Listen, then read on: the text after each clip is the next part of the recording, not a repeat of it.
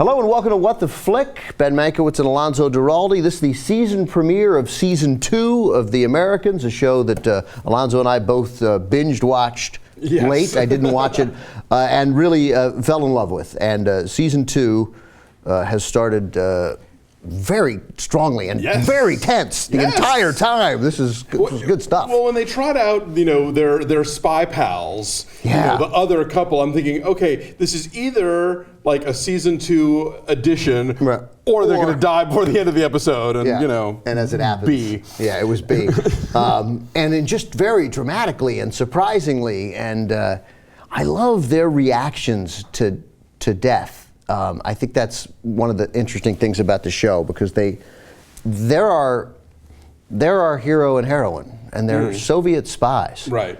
And in this episode, he kills a completely innocent busboy or kitchen worker. Right.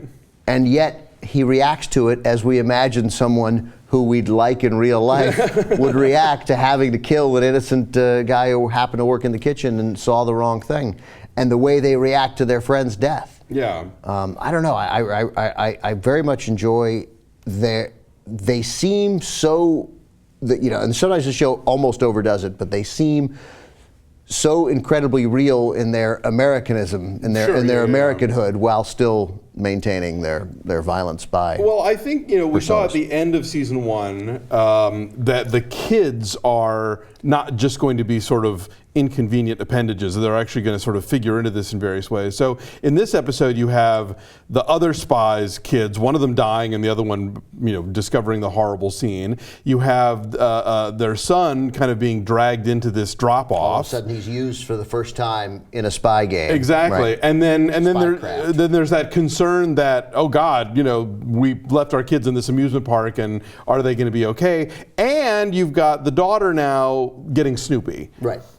Maybe a little less so after catching her parents 69ing each other, but Yeah, she caught her parents that.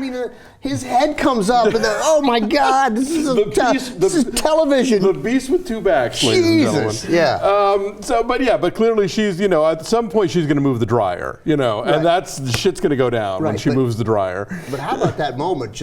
On two levels. One, she's spying on her parents, and then two, as what grown-up who, whether you have a kid or not, doesn't think, if you have parents, imagine walking in on that. Oh my God. Bedroom locks of people. Right, and then the way they deal with it, again, it goes back to the very human reactions that these characters have to these moments of either trauma or just really life-changing surprise. I really think is incredibly well done. And there was that wonderful conversation that the new couple before their very violent demise, and I don't even know what our guys' real names are. Well, Peter and Elizabeth. They're Peter and Elizabeth. Is he Peter? He's Peter. I always think of him as Clark, because he's more. His name gets used as Clark more. But when Peter and Elizabeth are talking to the new couple, and they're having a conversation that obviously this is exactly what we're supposed to feel, that every parent has had, whether it's 1981, 1991, or 2014, about, oh man, the kids grow up so fast, and he's going off to Carnegie Mellon, and she's starting to date and interested in boys.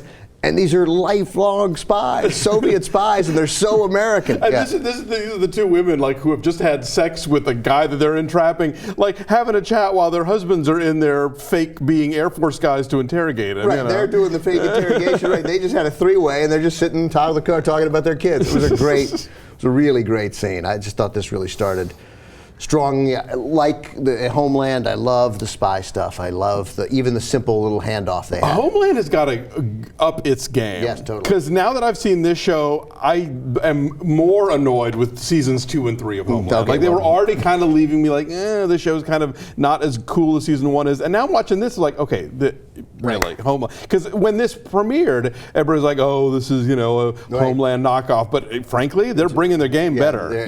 Totally, it's better. And interesting, though, but these are the two shows that, no matter how much we love the shows that we love, and I just read an interesting piece, I think it was in New York Magazine, about how, look, True Detective may be great, but it's still this sort of, macho archetype repeated again and again. And no one can say that about Homeland or the Americans. No, definitely. I think the female protagonists are really interesting. They're multifaceted, and the men too. I think Totally, are sort of haunted and driven in ways that we don't usually see in shows like this. Am I overthinking it? Is it interesting to think about how we're brought into a web where we root for these people? Like, I guess it's just I should give up. Like, if they tell me these are the leads, right, then I'm interested in them. Well, I think it's because it's from the safety of the Cold War being over. Yeah, we know that that Star Wars was never going to work. We know that the Berlin Wall came down. We know that. I mean, Russia's a horror show now, but it's not a communist horror show. So, we know the Soviet part of the horror show is over. So, I think that gives us some distance to be like, well, it's not like they won, Right. So we can identify. But yeah, because you do spend every week like worrying that the FBI is going to catch them. It does put you in this strange position. And the FBI in the show, they're no heroes. I mean, they're not. They're hugely flawed, and they're putting people at risk, and they're mistreating people, and they mistreated this guy who they promised $500,000 to. It turned out he was right. But they just they covered their tracks too well for him, and he killed that guy, the one who didn't want to be in the KGB. He killed that poor little Anatoly or whatever. Vladimir, right? Yeah. Something. Who he killed that, and he's manipulating this to the beautiful Russian spy. Yes, but she's manipulating him back, which is great. More effectively. Totally. Yeah. Yes, I'm so loving that. How that unfolds. And then we get John Boy, who's great as his boss. Totally. And that wonderful line. This is how it works when they want you to do something, but they can't ask you to do it, and it goes wrong. They start investigating you, and he's talking about us.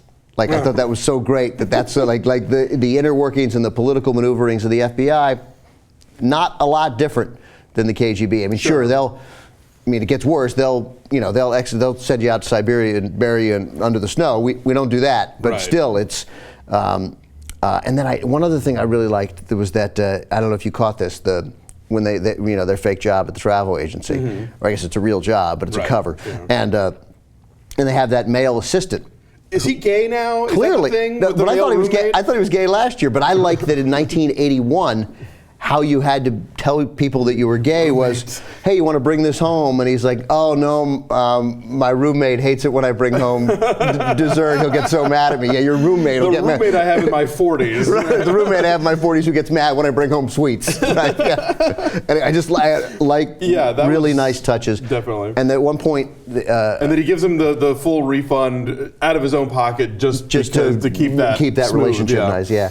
And when they threw the paper down. There was at one point before the handoff when he's hiding the key, he gives Peter the paper, the other family. Right. And I froze it on the paper, and everything in the paper was authentic. Freeway killer. It was good stuff. So, hey, I have to say, watching this show in a compacted bunch, I did catch the occasional anachronism. Yeah, definitely. Like the Skittles didn't come out yet. That sort of thing. But this is no Mad Men. Like they're not super tight on it, but they do a pretty good job. I'm sure they don't have Mad Men's budget, but exactly, yeah. And they do what I love about this show is I love all the undercover outfits, all the wigs and stuff, totally. Especially what I call the frump chic, like when like the wedding episode when in season 1 where both Kerry Russell and Margot Martindale have to put on those sort of frumpy Midwestern schmadas with the terrible wigs and the glasses that come out from the bottom.